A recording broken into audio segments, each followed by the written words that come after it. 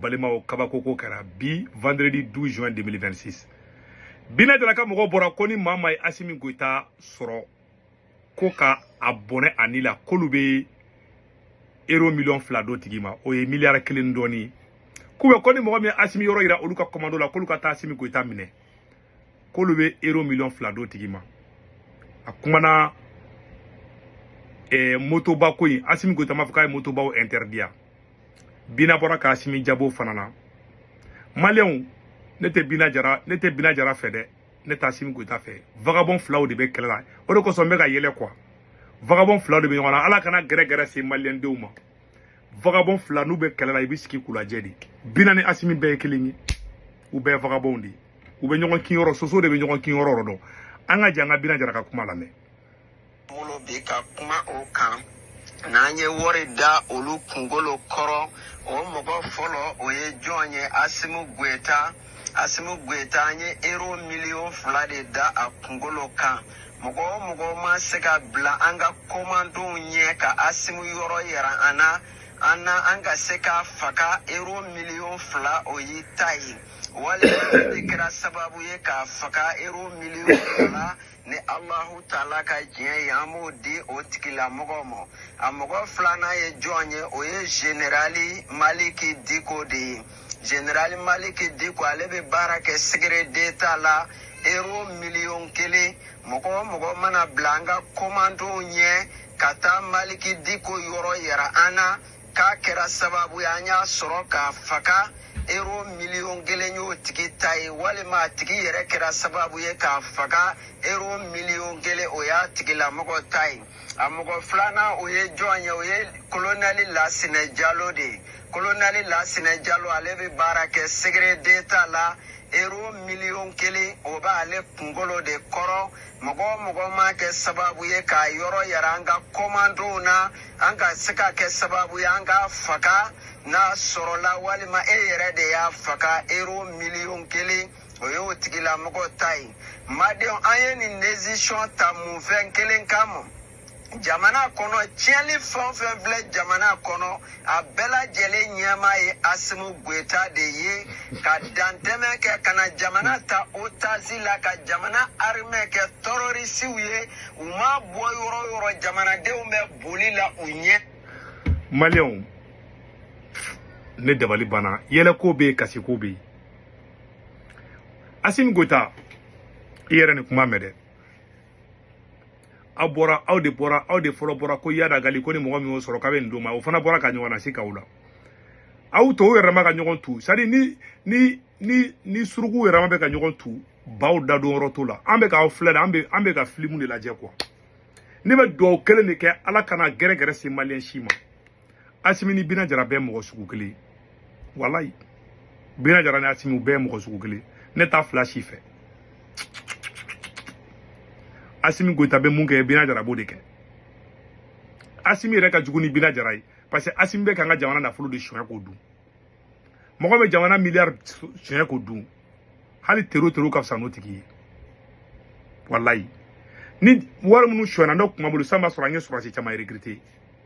o Bina Bora ya kuma fo aw vagabond mo de be kele law aw de fola damine ka be milliard rodi mogo ma de ugo ko milliard kelen de da parce que dollar million fla o be milliard kelen don ne ma ku yo da Assimi Goïta kungolo nyakoro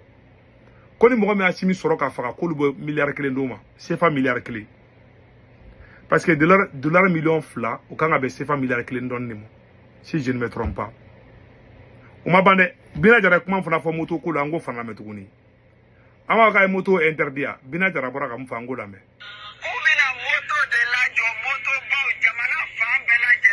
ay Bina la jaban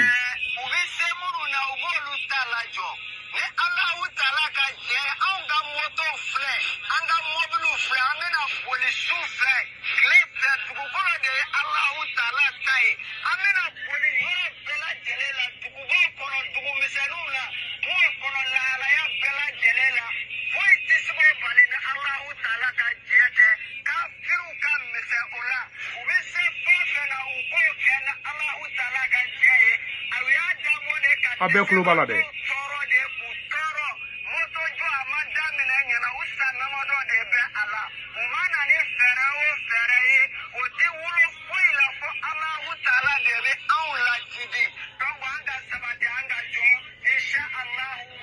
c'est bina re parler be anno de Assimi Goïta bina flek an ke mal de kono de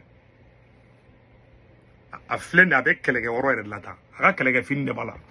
a ko irisu ga drone kuram ya la te bina woro ni sa ata bina woro ni abulo ko drone de be keleke agana troupe la benga ta kidal libéré aski zirina ka fola ni avion kumbe dugu libéré Bachar Achar kunte boli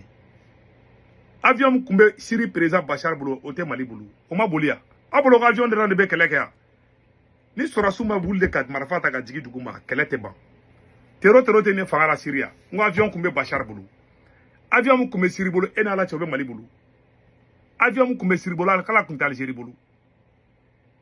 La Syrie était une puissance. C'est gâté. Donc, à Foyena, Bina Boraka Kumade, Kautara Kata moto interdit.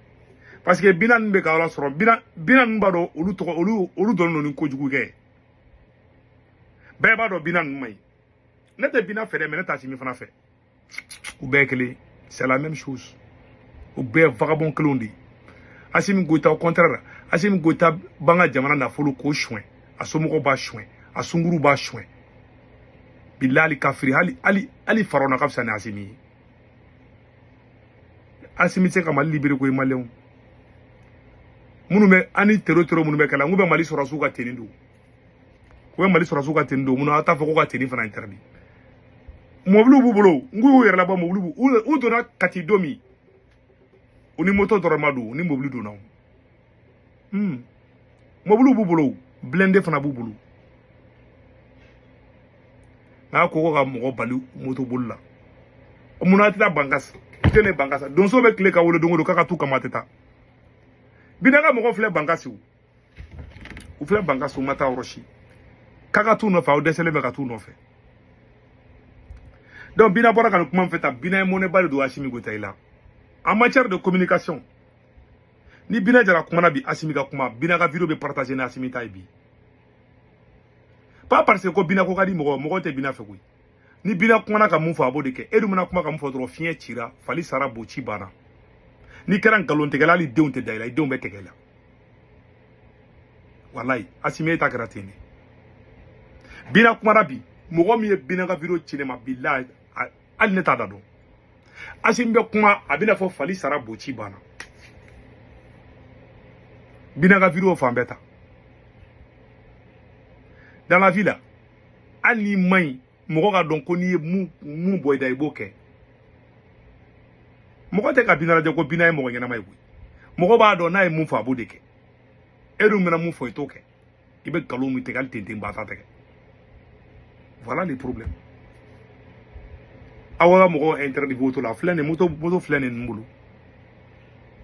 mobulu bubulu sura suka teni fana bubulu e ba men bala kita sra fana kita sra u keleme kata kita sra fenga je pense que au vidéo ko nga sura mbulu kita kita sra tege kita sra c'est gâté a be ku frapper mais au be ka sra tege alibi. Ne me conseille mo be voyager akolosi voyager là de ole kunda ka be